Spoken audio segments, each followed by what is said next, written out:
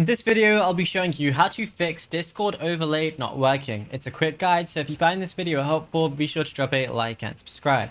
Now, when Discord overlay refuses to appear in game, it means that Discord's injection script is being blocked by your OS or a graphic scaling mismatch. So what you want to do is completely close Discord. So if it's open, right click right here, and then instead of closing window, you want to end the task completely.